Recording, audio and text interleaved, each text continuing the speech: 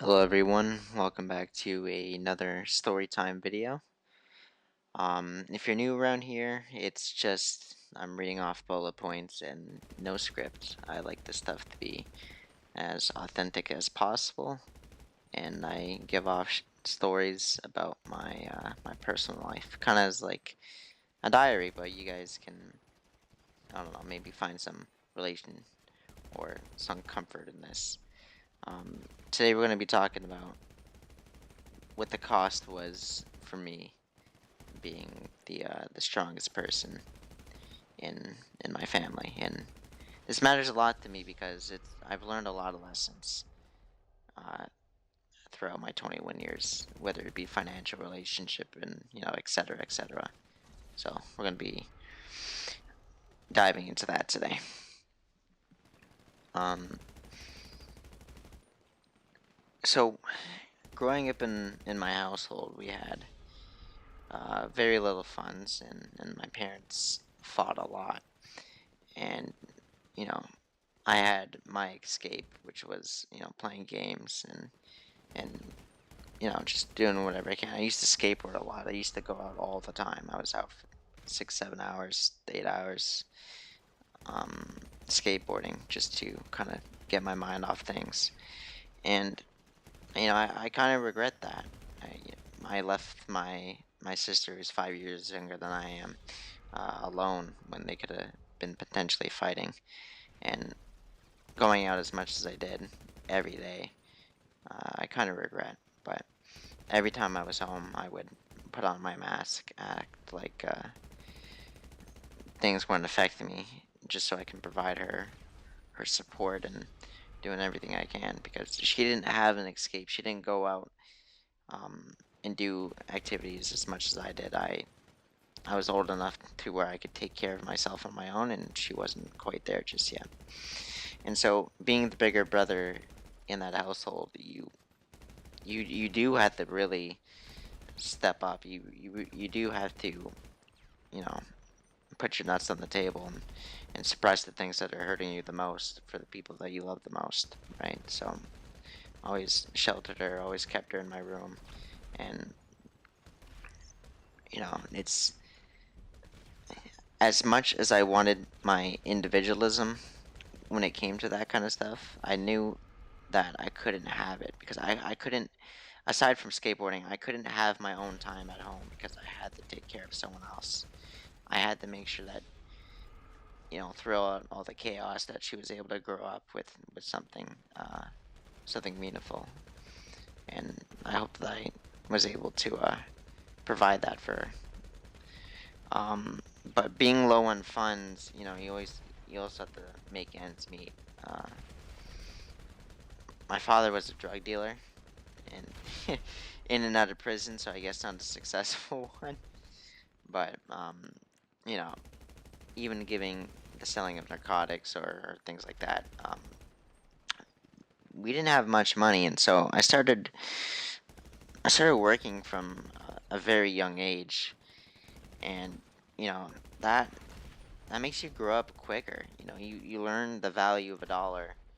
Um, that be it, that whole ideology is terrible, but you grow up understanding the strength of um, money and what it can do to people.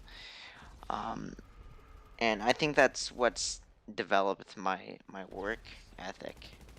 Um, I'm not the person who calls in sick unless he absolutely has to. Unless I'm missing an arm, I'm going to be at work. I know it sounds like I'm just that asshole who gets everybody sick at work, but working as hard as I can to make it as much as I can, to do as much as I can, is something that's been so engraved into my brain because I had to do that since I was 13, 14. I had my first job selling chocolate. So, and all that money went to my family. But, as I grew older, I realized that if they're not going to help themselves, I'm not going to help them. I'm not going to just feed into this, manipulation and whatnot. Um, and so I supported my sister more. Whatever my sister wanted, I got it for her.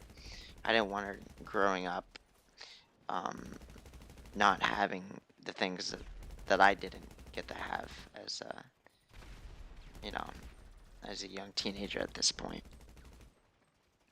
And you sacrifice a lot of your mental strength and a lot of your hours and a lot of things like that working when there's people at home at 13, 14, all the way up until current time. um, Knowing that there's people you got to support at home at such a young age. um, and then at work you become like this go-to guy. Like, I'm always at work, I'm always learning as much as I can, I'm always no, not the first one there, God forbid, but I'm always the last one to leave. And you know having some sense of value to the workplace, it's people take advantage of that. People like to send me on fucking side quests all the time. Like, that could be its whole video on its own.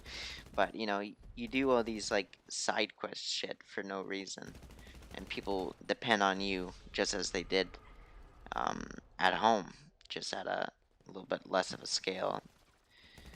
Um, it kind of just, you don't have the support system that you are to people, right? Like, let's, you know, the support system that I'm trying to uh, make a picture in your mind is, it's, let's say you're or there's a house, right? And every part of that house is another person in your life that you're supporting. So if you're supporting people, you're the foundation, right? No one really cares about the foundation of the house unless you're like some like inspector or some wise guy like that. But you know, everyone cares about if the doors are nice or if the paint's nice or or the windows dirty or you know the furniture inside or shit like that. But no one cares about the foundation. No one really cares unless they dig deep. Fuck, that's actually kind of good. Um, about the foundation, right? And so I I go in to my day-to-day life not accepting support because it doesn't feel authentic. I think that's my biggest weakness. I know this is kind of all over the place. I said I was going to stick to bullet points, but fuck it. Um, and that's kind of my biggest issue right now, is that I've supported so many people in my life, whether it be family, whether it be colleagues, whether it be, you know, whoever it be at this point. um, I tend to deny when people try to support me because it's given me almost this like sense of pride that's kind of damaging because I don't accept help when I really need it. And I think that's my true cost of being who I've been in my life, is that I don't ask for help enough.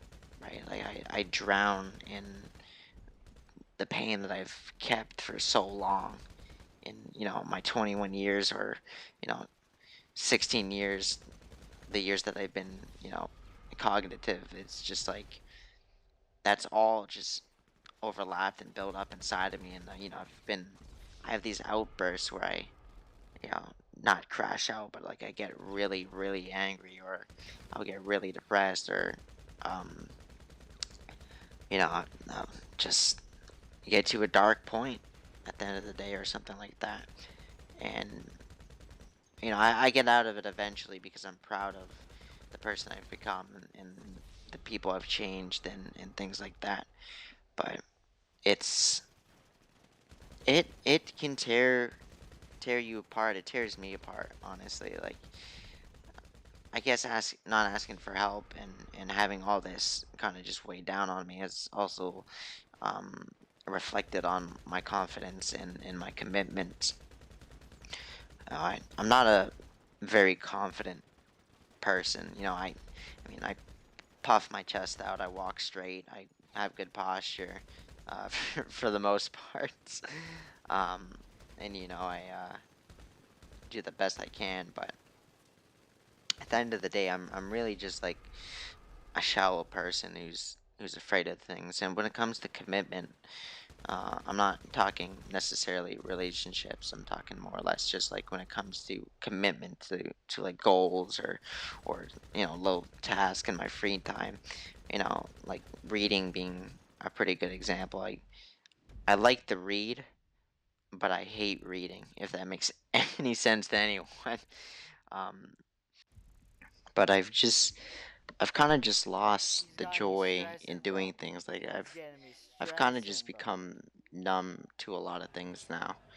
Um, like there's few things in my life right now that are giving me um like joy or some sort of like authentic happiness. And if and when I do feel those happiness moments, it's not for very long. It gets immediately diminished by everything that I'm carrying and refusing to let go. And I know it sounds like a simple fix, just kind of just fucking talk to someone, but I guess it's silence, right? It's just that's that's the true cost, is that you become the silent person on the inside. You don't speak out. You don't talk about what hurts. You don't do the things for yourself. You kind of stop taking care of yourself um mentally. You it's given me a lot of beneficial things in life, like money management, or I guess like a more critical thinking mindset, or how to take care of someone better, how to comfort someone more effectively. But you don't learn how to comfort yourself. You don't learn to support yourself. All the things that you've learned to do for others, you don't have the skill for yourself. In my personal experience, I think that's the true cost of being the strongest person, is the silence and not taking care of yourself. Um, so I guess that's it. I'm out of bullet points. If you guys enjoy this kind of format of video, don't hesitate to comment some of your personal experiences, or maybe some stories that you wanted to touch on. See if I have any stories involved, and we can uh, we can get that done. I'd be more than happy to share more. Like, comment, subscribe, and I'll see you guys next time.